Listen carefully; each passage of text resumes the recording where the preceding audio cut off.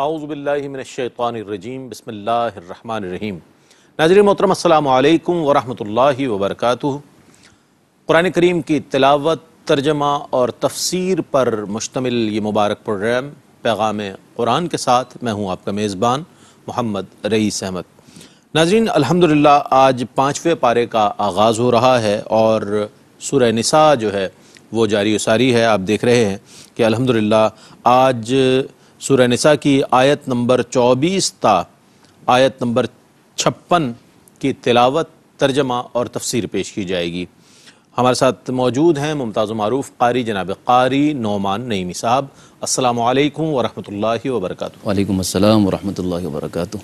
اور ناظرین گرامی، ان آیات بینات کی تفسیر کے لیے، خلاصے کے لیے ہمارے درمیان موجود ہیں ملک ممتاز و معروف عالم دین حضرت علامہ محمد شہزاد مجددی صاحب۔ السلام علیکم ورحمۃ اللہ وبرکاتہ۔ وعلیکم السلام ورحمۃ اللہ وبرکاتہ۔ الحمدللہ قرآن کریم کی تلاوت، ترجمہ اور تفسیر پر مشتمل یہ پروگرام پیغام قرآن آپ دیکھ رہے ہیں۔ آئیے تلاوت کلام الرحمن سے آج پروگرام کا آغاز کرتے ہیں۔ ہمارے درمیان موجود ہیں ممتاز و معروف قاری جناب قاری نعمان نعیمی۔ اعوذ باللہ من الشیطان الرجیم، بسم اللہ الرحمن الرحیم۔ والمحصنات من النساء إلا ما ملكت أيمانكم كتاب الله عليكم وأحل لكم ما وراء ذلكم أن تبتغوا بأموالكم محصنين غير مسافحين فما استمتعتم به منهن فآتوهن أجورهن فريضة ولا جناح عليكم فيما تراضيتم به من بعد الفريضة إن الله كان عليما حكيما۔ میں اللہ کی پناہ میں آتا ہوں شیطان مردود سے۔ اللہ ہی کے نام سے شروع کرتا ہوں جو نہایت رحم فرمانے والا بہت مہربان ہے۔ اور تم پر حرام کی گئی ہیں وہ عورتیں جو دوسروں کے نکاح میں ہوں، مگر کافروں کی جن عورتوں کے تم مالک بن جاؤ۔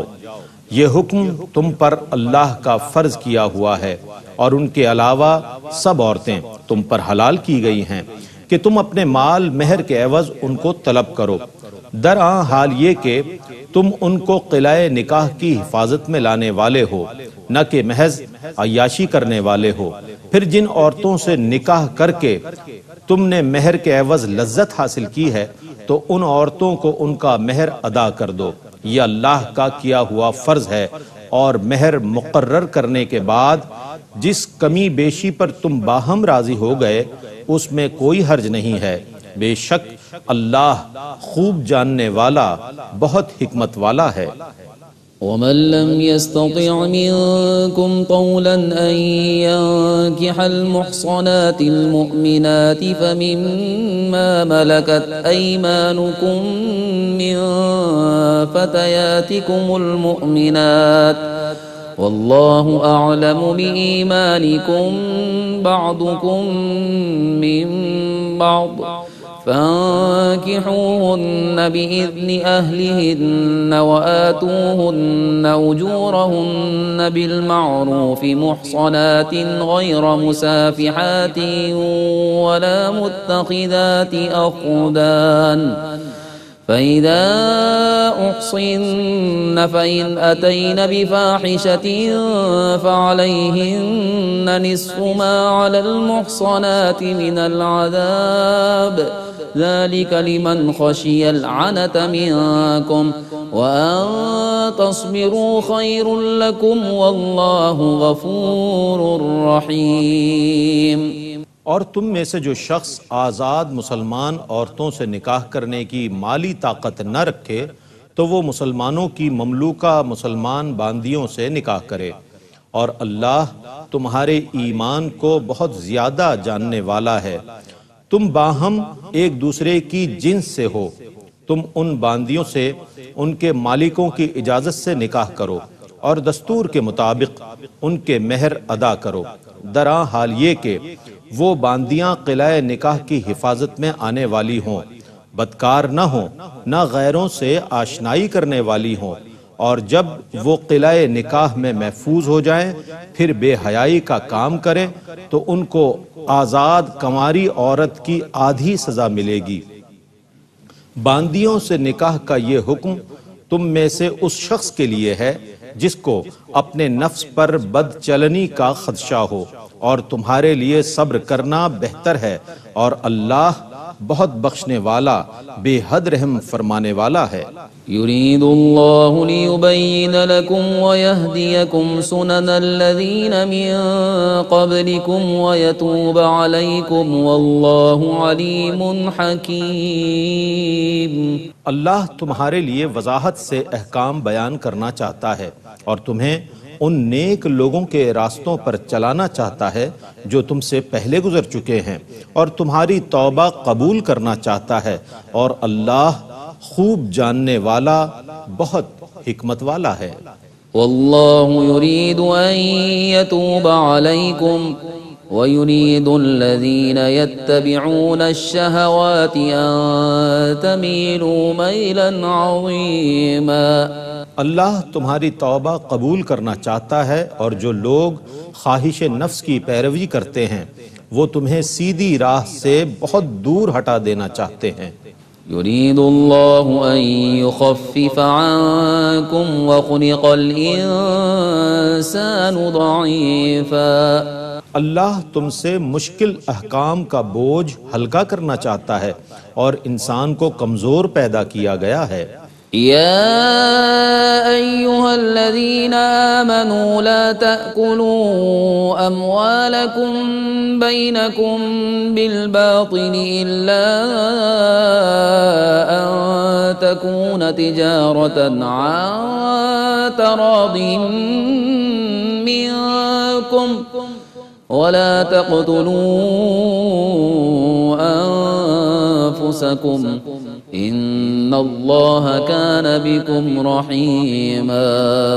اے ایمان والو، ایک دوسرے کا مال ناجائز طریقے سے نہ کھاؤ سوا اس کے کہ باہمی رضامندی سے تجارت ہو، اور اپنے آپ کو ہلاکت میں نہ ڈالو، بے شک اللہ تم پر رحم فرمانے والا ہے۔ ومن يفعل ذلك عدوانا وظلما فسوف نصليه نارا وكان ذلك على الله يسيرا۔ اور جو شخص زیادتی اور ظلم کی بنا پر ایسا کرے گا تو عن قریب ہم اس کو دوزخ کی آگ میں داخل کر دیں گے، اور یہ اللہ پر آسان ہے۔ إن تجتنبوا كبائر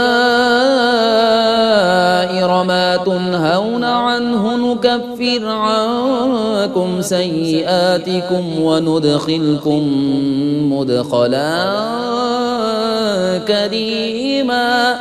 اگر تم کبیرہ گناہوں سے بچتے رہو جن سے تمہیں منع کیا گیا ہے تو ہم تمہارے صغیرہ گناہوں کو معاف کر دیں گے اور تمہیں عزت کی جگہ داخل کر دیں گے۔ ولا تتمنوا ما فضل الله به بعضكم على بعض للرجال نصيب مما اكتسبوا وللنساء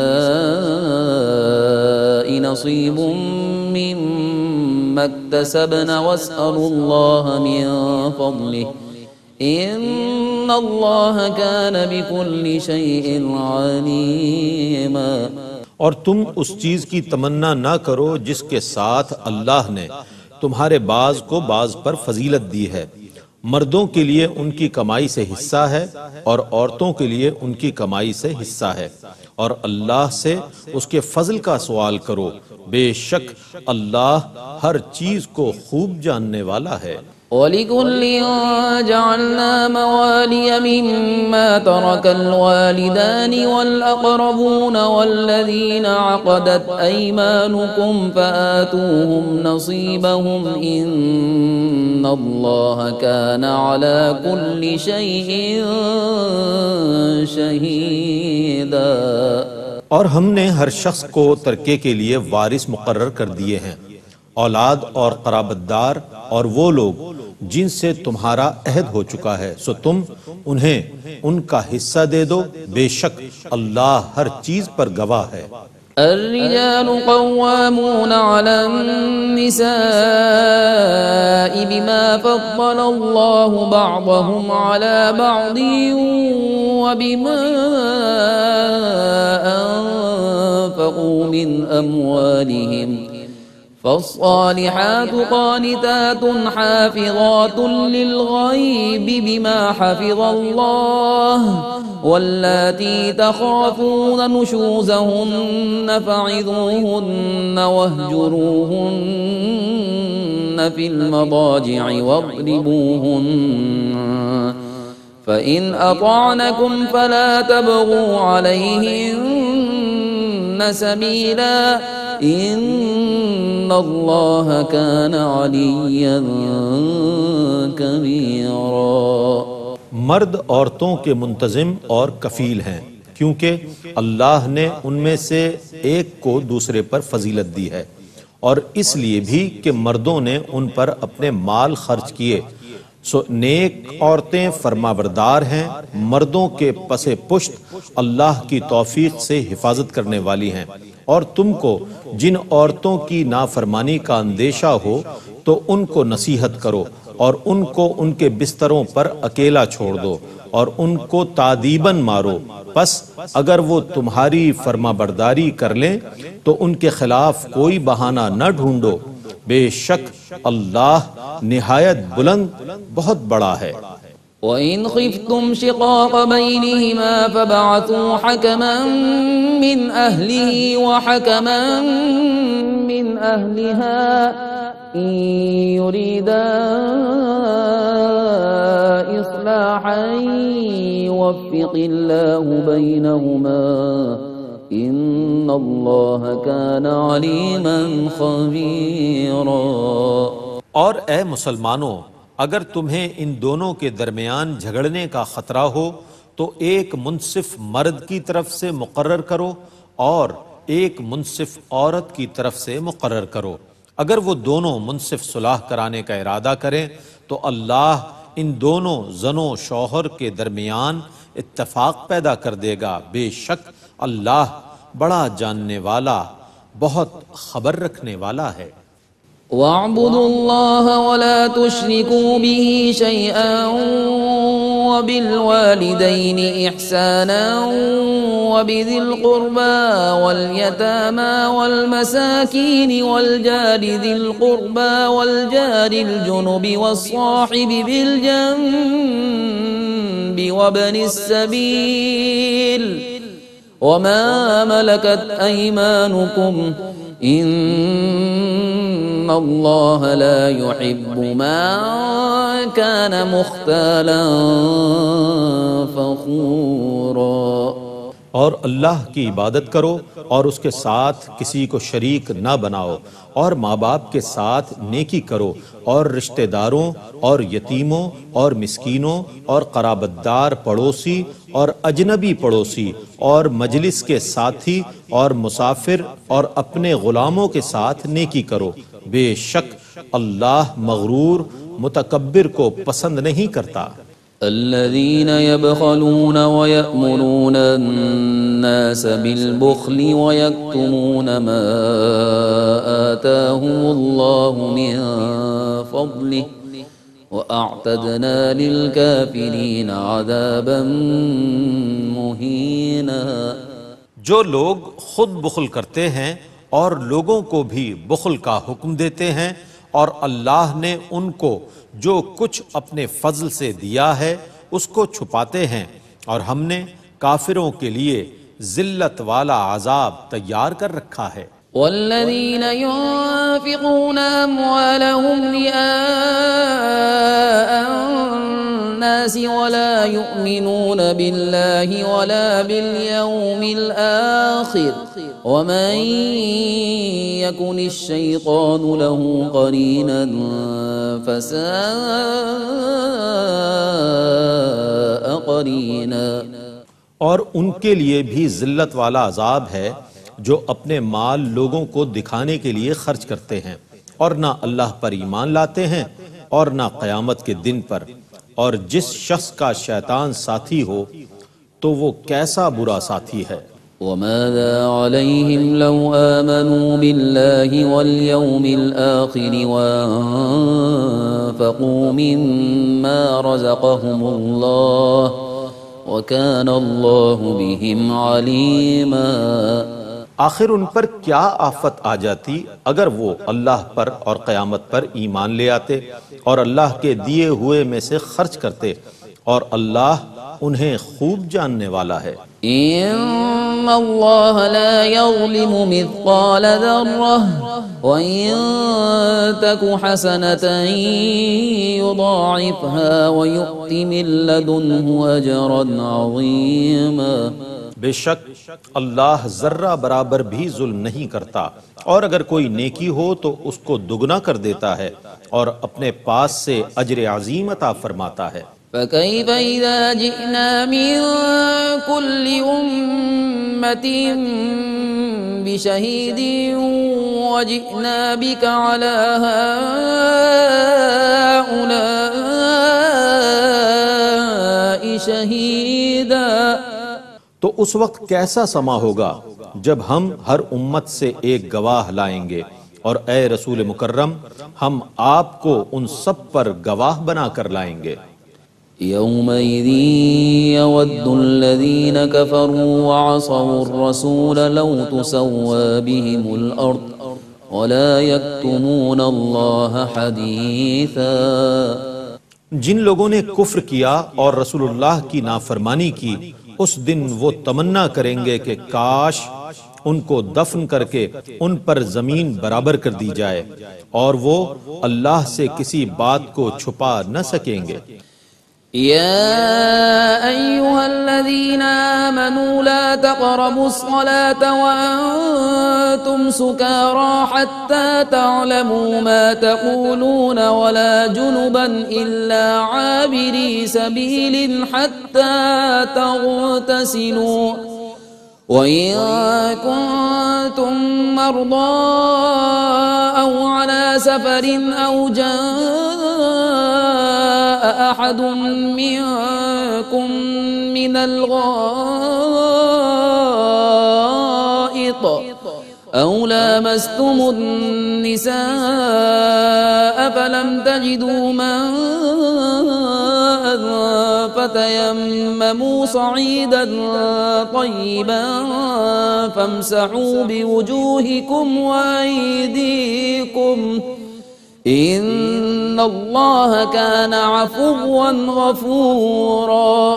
اے ایمان والو، نشے کی حالت میں نماز کے قریب نہ جاؤ حتیٰ کہ تم یہ جان لو کہ تم کیا کہہ رہے ہو، اور نہ جنابت کی حالت میں مگر یہ کہ تم مسافر ہو حتیٰ کہ تم غسل کر لو، اور اگر تم بیمار ہو یا سفر میں ہو یا تم میں سے کوئی شخص قضاء حاجت کر کے آئے یا تم نے عورتوں سے مقاربت کی ہو، پھر تم پانی نہ پاؤ تو تم پاک مٹی سے تیمم کر لو، سو تم اپنے چہروں اور اپنے ہاتھوں پر مسح کرو، بے شک اللہ نہایت معاف کرنے والا بہت بخشنے والا ہے۔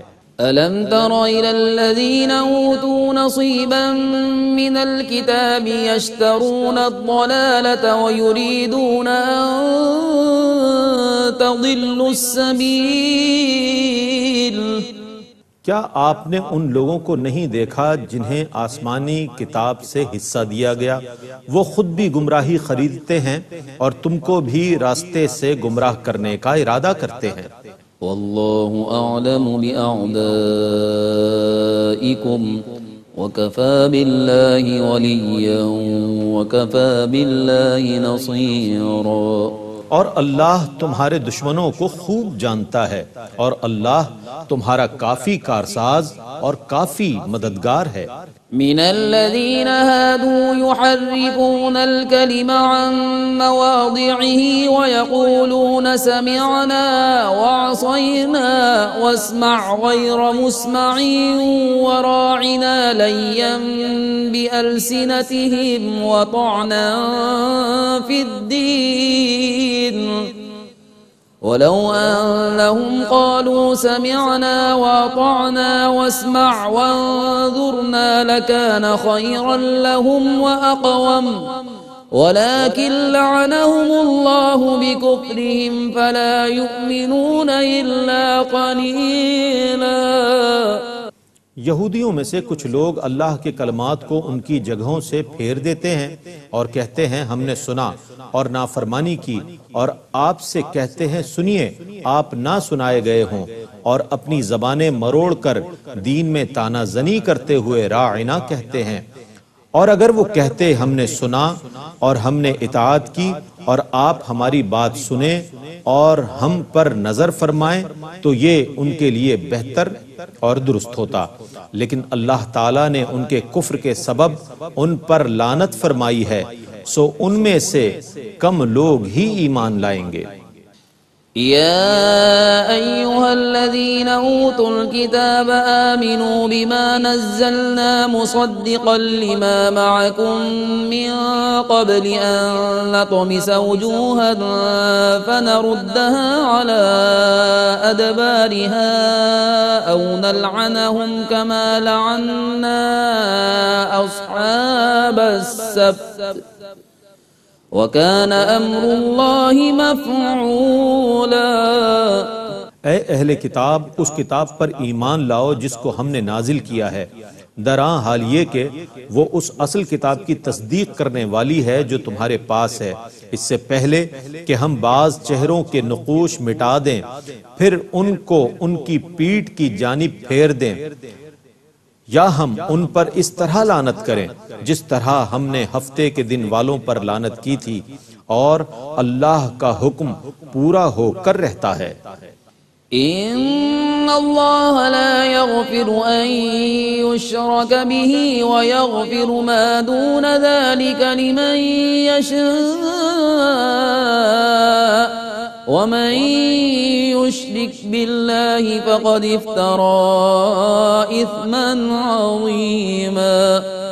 بے شک اللہ اس گناہ کو نہیں بخشتا کہ اس کے ساتھ شرک کیا جائے، اور جو اس سے کم گناہ ہو اس کو جس کے لیے چاہے بخش دیتا ہے، اور جس نے اللہ کے ساتھ شرک کیا تو یقیناً اس نے بہت بڑے گناہ کا بہتان باندھا۔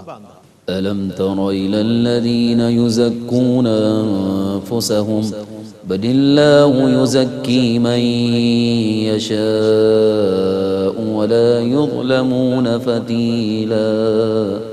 کیا آپ نے ان لوگوں کو نہیں دیکھا جو اپنی پاکیزگی بیان کرتے ہیں، بلکہ اللہ ہی جس کو چاہے پاکیزہ کرتا ہے، اور ان پر ایک دھاگے کے برابر بھی ظلم نہیں کیا جائے گا۔ انظر كيف يفترون على الله الكذب وكفى به إثما مبينا۔ دیکھیے یہ لوگ کس طرح اللہ پر عمدن جھوٹ باندھ رہے ہیں، اور ان کے لیے یہی علی الاعلان گناہ کافی ہے۔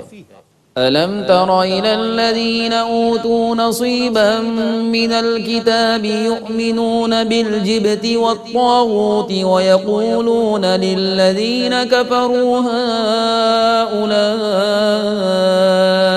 أَهْدَىٰ مِنَ الَّذِينَ آمَنُوا سَبِيلًا۔ کیا آپ نے ان لوگوں کو نہیں دیکھا جنہیں آسمانی کتاب سے حصہ دیا گیا؟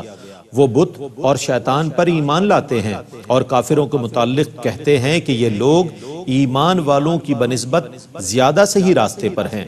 اولئک الذین لعنهم اللہ ومن یلعن اللہ فلن تجد له نصیرا۔ یہی وہ لوگ ہیں جن پر اللہ نے لعنت کی ہے، اور جس پر اللہ لعنت کرے تو اے مخاطب تو ہرگز اس کا کوئی مددگار نہ پائے گا۔ ام لهم نصیب من الملک فاذا لا یؤتون الناس نقیرا۔ یا ان کا ملک میں کوئی حصہ ہے، اگر ایسا ہوتا تو یہ لوگوں کو تل برابر بھی کوئی چیز نہ دیتے۔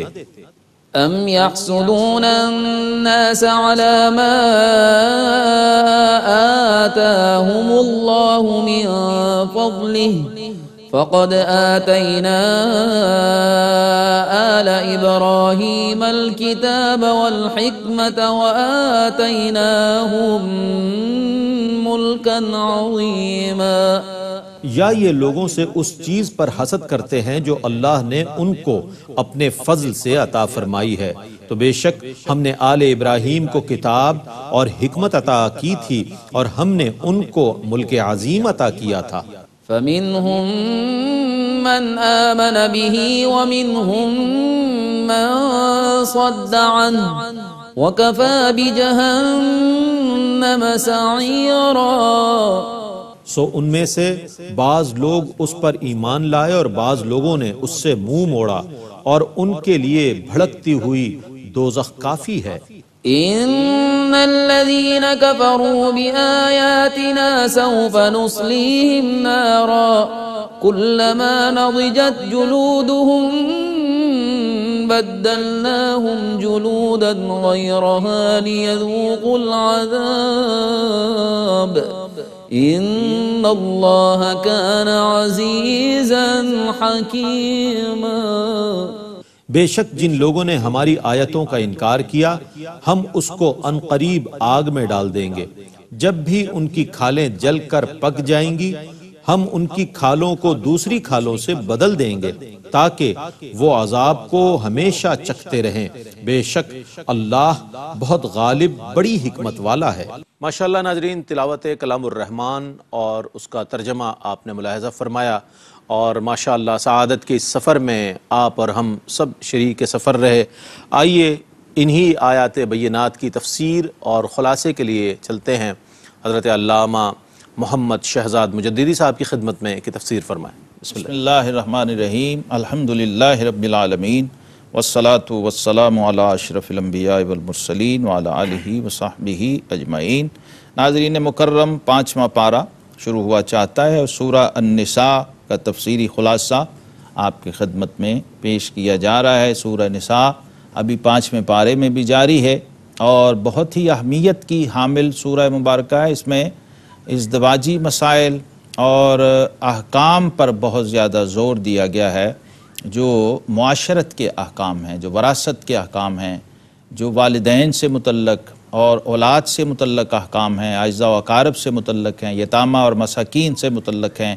اسی طرح ایک بہت اہم مسئلہ ازدواجی امور کا بھی ہے، وہ بھی اس سورہ مبارکہ کا اہم ترین موضوع ہے. اور آپ دیکھتے ہیں کہ والمحصنات سے جو 5ویں پارے کا ٹائٹل ہے آغاز ہو رہا ہے ان آیات کا، اور حرام ہیں شوہردار عورتیں. محصنات جو ہے یہ حصن جو ہے ایک حصار کو کہتے ہیں عربی زبان میں، اور قلعہ جو ہوتا ہے فورٹ اس کو بھی عربی زبان میں حصن کہتے ہیں. اور اسی سے ایک مشہور کتاب حصن حسین ہے، آپ جانتے ہیں، مضبوط حصار. تو سواد کے ساتھ جب محسن یا محسنہ کا لفظ آتا ہے تو اس کا مطلب ہے ایک ایسی خاتون جو آلریڈی نکاح میں ہے، رشتہ ازدواج میں ہے، اور کسی کی پناہ امان اور نکاح کے حصار میں آ چکی ہے. ان خواتین کی بات ہو رہی ہے کہ ایسی خواتین جن کی شادیاں ہو چکی ہیں اور اپنے شوہر کے نکاح میں وہ موجود ہیں، اس نکاح میں رہتے ہوئے دوسری جگہ ان کی شادی نہیں ہو سکتی. یعنی ایک وقت میں ایک عورت ایک ہی شوہر کے ساتھ بیوی بن کے رہ سکتی ہے. اور ایسی کوئی ایمرجنسی یا اضطراری حالت پیش آ جائے کہ شوہر دور چلا جائے یا گم ہو جائے، جسے کہتے ہیں مفقود الخبر ہو جائے فقہی اصطلاح میں، تو پھر کیا ہوگا؟ ایک خاص مدت تک وہ خاتون اس کا انتظار کرے گی، اور جب تک موت کا ظن غالب نہ ہو جائے وہ دوسری جگہ شادی نہیں کر سکتی. اصل میں اس بات کی اہمیت کو یہاں پر یاد دلایا گیا ہے کہ مرد اور عورت میں ایک اور بہت بڑا فقہی اور بہت بڑا فطری فرق یہ ہے کہ مرد ایک وقت میں 4 بیویاں رکھ سکتا ہے، یعنی ایک سے زائد ازواج رکھ سکتا ہے، لیکن عورت ایک وقت میں ایک سے زائد شوہروں کے ساتھ بحیثیت بیوی کے نہیں رہ سکتی. اسی طرح یہاں استثناء کر دیا گیا مگر کافروں کی عورتیں جو تمہاری ملک میں آ جائیں۔ اب وہ کافر ہونے کی وجہ سے وہ عورت جب دارالسلام میں چلی گئی ہے تو اب دیکھیے ہیں دونوں انسان، لیکن صرف اسلام اور کفر کے ساتھ منسلک ہونے کی وجہ سے کتنا بڑا بنیادی فرق آ گیا ہے کہ اب امکان نہیں رہا کہ وہ عورت دوبارہ اپنے شوہر کے پاس جائے یا اس کا شوہر اس عورت کے پاس آ جائے، لہٰذا خود بخود وہ اپنے شوہر کے نکاح سے نکل گئی ہے۔ الا ما ملکت ایمانکم، یعنی جو کنیزیں اور لونڈیاں بنا کر پہلے لشکروں کے اندر اور افواج و عساکر کے اندر خواتین آتی تھیں، ان کو بھی ایک طرح کا تحفظ اور امان دینے کے لیے اپنے نکاح میں لے لیا جاتا تھا۔ اس بہت ہی اہم مسئلے کا اظہار اس سورہ نساء کے اندر ہو گیا، اور آپ دیکھ رہے ہیں کہ مختلف زاویوں سے، مختلف پیرائے سے خواتین سے متعلق چیزیں جو ہیں ان کو کھول کھول کے اور واضح کر کے بیان کیا جا رہا ہے۔ اور پھر ایک مضمون آیا یا ایھا الذین آمنو۔ ناظرین، یہ بھی کثرت سے اور تکرار کے ساتھ قرآن پاک میں آنے والا وہ پیارا اور بہت ہی بہترین صیغہ ہے جو ہمارے اہل ایمان کے لیے بہت لذت کا سامان رکھتا ہے کہ ہمارا پروردگار ہمیں خود مخاطب کر رہا ہے اور کیا فرما رہا ہے؟ یا ایھا الذین آمنو۔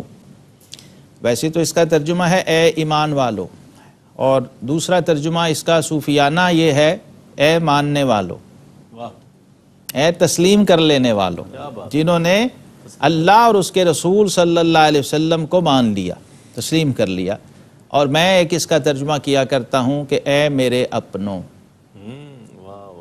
یعنی اپنائیت کی ایسی کیفیت ہے اس جملے میں کہ جب تک ہم اس سطح پہ نہ جائیں اس کو محسوس نہیں کر سکتے۔ میں عرض کرتا ہوں کہ قرآن پاک ہی میں آپ دیکھ لیجئے تو پہلے بھی اہل ایمان رہے ہیں، پہلی امتیں بھی اللہ کو مانتی رہی ہیں، رسولوں کو مانتی رہی ہیں، لیکن وہاں کا ذرا طرز تخاطب دیکھیے تو کیا آپ کو فرق محسوس ہو جائے گا۔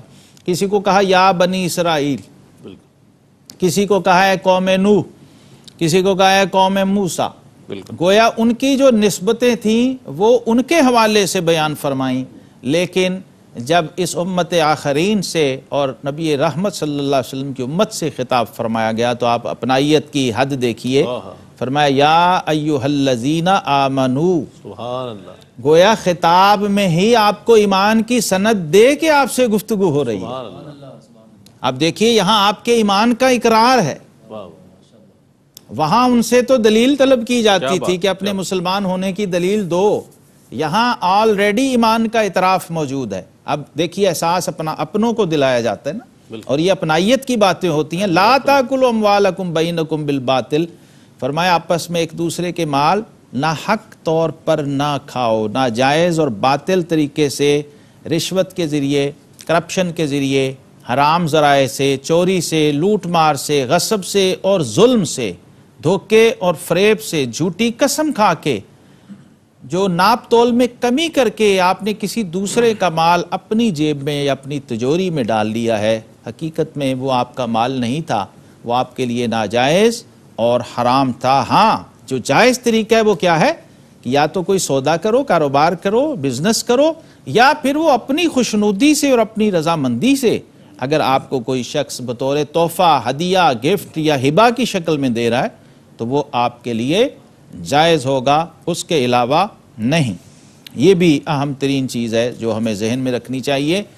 جب بھی کسی جگہ مال کا لین دین ہوتا ہے تو نبی کریم علیہ السلام نے ایک موقع پر سیدنا عمر فاروق رضی اللہ تعالی عنہ آپ کو کچھ نقد مال عطا فرمایا تو فاروق اعظم رضی اللہ تعالی عنہ نے بڑی تواضع سے عرض کیا کہ یا رسول اللہ صلی اللہ علیہ وسلم مجھے اس کی ضرورت نہیں ہے۔ تو آقا کریم علیہ السلام نے بہت ہی پیارا ارشاد اور بہت پیاری رہنمائی ہمارے لیے فرما دی۔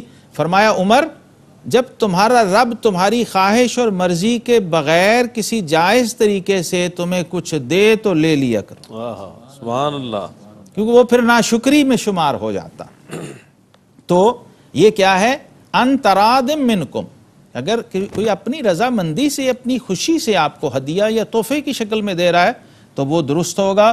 اس کے علاوہ جتنے بھی ذرائع ہیں، دھوکہ، فریب، جھوٹ، جھوٹی قسم اور غصب اور ظلم، یہ سب ناجائز ہیں، یہاں تک کہ حضور غوث پاک سیدنا شیخ عبد القادر جیلانی رحمۃ اللہ تعالی علیہ آپ فرماتے ہیں اگر کوئی پیر اپنے مرید کی جیب پر اور اس کے مال پر اس طرح سے نظر رکھے دھوکے اور فریب سے تو فرمایا وہ بھی حرام ہے اور اس کے لیے وہ ناجائز ہے۔ ہاں اگر کوئی خود اپنے طور پہ کسی دوست کو کسی بھائی کو مسلمان کو ہدیہ یا تحفہ پیش کرتا ہے تو وہ پسندیدہ قرار دیا گیا، اس کو سنت قرار دیا گیا ہے۔ اب خواتین اور مردوں کے حوالے سے چونکہ سورہ نساء چل رہی ہے تو مشہور و معروف آیت قرآن پاک کی الرجال قوامون علی النساء، سورہ النساء کی آیت 34، مرد افسر ہیں عورتوں پر۔ کیوں ہیں؟ اس لیے کہ اللہ نے ان میں ایک کو دوسرے پر فضیلت دی ہے اور اس لیے کہ مردوں نے ان پر اپنے مال خرچ کیے ہیں۔ اب دیکھیے چونکہ مرد کو نان اور نفقہ کا ذمہ دار بنایا گیا ہے تو اس انتظامی ایک خوبی کی وجہ سے اس کو ایک فضیلت دی گئی ہے، کیونکہ وہ قوام ہے، افسر ہے، مینجمنٹ کی ساری ذمہ داریاں اس پر ہیں، کھانا پینا روٹی کپڑا مکان اخراجات خرچہ بیوی کا بھی بچوں کا بھی مرد کے ذمہ رکھا گیا ہے، عورت براہ راست اس کا ذمہ دار نہیں بنایا گیا۔ اور پھر جو نیک اور صالح خواتین ہوتی ہیں ان کی نشانی دیکھیں قرآن نے کیا بیان کی، فرمایا جو نیک بخت عورتیں ادب والیاں ہیں، خاوند کے پیچھے حفاظت رکھتی ہیں جس طرح اللہ نے حفاظت کا حکم دیا، یعنی اس کی غیر موجودگی میں بھی اس کی جان مال اور عزت کی محافظ ہوتی ہیں۔ یہ بہترین نیک اور صالح خواتین کی نشانی بیان کی قرآن نے، اور حضور صلی اللہ علیہ وسلم کا ارشاد گرامی ہے کہ دنیا متاع و خیر متاعها المرأة الصالحہ، فرمایا دنیا کی نعمتوں میں سب سے بڑی نعمت اور سب سے بڑی پونجی نیک اور صالح بیوی ہے، اور فرمایا خوش نصیب شخص وہ ہے جس کا گھر کھلا ہو، سواری اپنی ہو اور بیوی نیک ہو۔ تو یہاں پر یہ بیان کیا جا رہا ہے ایک موقع پر جہاں اس آیت کا شان نزول ہے۔ میں اختصار سے عرض کر دوں کہ ایک صحابی تھے حضور صلی اللہ تعالیٰ علیہ وسلم کے، تو گھر میں اپنی زوجہ کے ساتھ بیٹھے ہوئے تھے، کسی وجہ سے غصہ آیا اور اپنی بیوی کو تھپڑ مار دیا۔ جب تھپڑ مارا تو شکایت حضور صلی اللہ علیہ وسلم کی بارگاہ میں گئی، جو ان کے سسر تھے یعنی ان کی زوجہ کے والد، وہ اپنی بیٹی کو لے کر حضور علیہ السلام کی خدمت میں گئے۔ آپ نے بھی اس کو ناپسند فرمایا، اور ظاہر ہے ایک قانون موجود تھا کہ جیسا جرم کیا گیا ہے ویسی اس کی سزا دی جائے، تو گویا جس نے تھپڑ مارا ہے تھپڑ کے جواب میں تھپڑ ہو۔ تو آقا علیہ السلام نے فرمایا کہ قصاص اس کا ہونا چاہیے، قصاص۔ تو اللہ رب العزت نے قرآن پاک کی یہ آیت کریمہ نازل فرما دی کہ اب اس میں قصاص کی گنجائش نہیں ہے، کیونکہ مرد کو عورت پر ایک فضیلت حاصل ہے بحیثیت شوہر اور اس کی تعظیم ہے، اور یہاں تک فرما دیا گیا ہے کہ اگر میری امت میں سجدے کی اجازت ہوتی تو ہم خواتین کو بیویوں کو کہتے کہ وہ اپنے شوہروں کو سجدہ کریں۔ اور ناظرین محترم آپ دیکھتے ہیں قرآن پاک میں بار بار جہاں پر اللہ کی عبودیت کا اور اس کی توحید کا اور اس کی بندگی کا بیان آتا ہے، اس کے متصل ساتھ والدین کی عظمت کو بھی اللہ تبارک و تعالیٰ نے بیان کیا ہے۔ آیت نمبر 36 میں فرمایا اللہ کی بندگی کرو اور اس کا شریک کسی کو نہ ٹھہراؤ، اور ماں باپ سے بھلائی کرو، وبالوالدین احسانا، اور پھر درجہ بدرجہ اپنے اعزاء و اقارب، یتامہ، مساکین، اپنے ہمسائے، اپنے رشتہ دار، اور جو ہمسائے دائیں اور بائیں ہیں، یہ ترتیب بھی اسلام نے بتائی ہے کہ دائیں والے ہمسائے کا حق زیادہ ہے بائیں والے سے، یعنی جو جتنا آپ کے گھر کی دیوار کے قریب ہے اتنا ہی اس کا زیادہ حق شریعت نے بیان کیا ہے۔ ہمسائے کے حقوق کے حوالے سے بھی اسلام نے بہت زور دیا، اور حضور علیہ السلام نے فرمایا کہ وہ شخص مومن نہیں، قسم کھا کے فرمایا اللہ کی قسم وہ شخص مومن نہیں، اللہ کی قسم وہ شخص مومن نہیں۔ تو صحابہ حیران و پریشان ہو گئے، حضور کون؟ فرمایا جس کا ہمسایہ اس کی اذیت ایذا اور شر سے محفوظ نہیں۔ ہمیں بھی آج دیکھنا ہے، کیونکہ بعض دفعہ کوئی ہمیں نہیں کہہ رہا ہوتا تو ہمیں خود دیکھنا ہے کہ ہماری وجہ سے کوئی تکلیف میں نہ ہو، کوئی اذیت میں نہ ہو، ورنہ اس کے کہے بغیر ہم گرفت میں آ جائیں گے، عذاب میں آ جائیں گے، اور معاذ اللہ سزا کے مستحق ہو جائیں گے۔ جزاک اللہ۔ ناظرین محترم، اس طور پر الحمدللہ آج والمحصنات 5ویں پارے کا آغاز ہوا اور سورہ نساء جاری ہے، 5ویں پارے میں بھی ہے، 6ٹھے پارے میں بھی یہ جاری رہے گی۔ تو آج آیت نمبر 24 تا آیت 56 کی تلاوت، ترجمہ اور روح پرور اور ایمان افروز آپ نے تفسیر اور خلاصہ ملاحظہ فرمایا۔ اللہ تعالیٰ سے دعا ہے کہ اللہ تعالیٰ قرآن کریم کا عرفان ہمیں عطا فرمائے اور قرآن کریم کا فیضان ہمیں عطا فرمائے۔ اسی پیغام کے ساتھ پیغام قرآن سے اپنے میزبان محمد رئیس احمد کو اجازت دیجیے۔ اللہ حافظ۔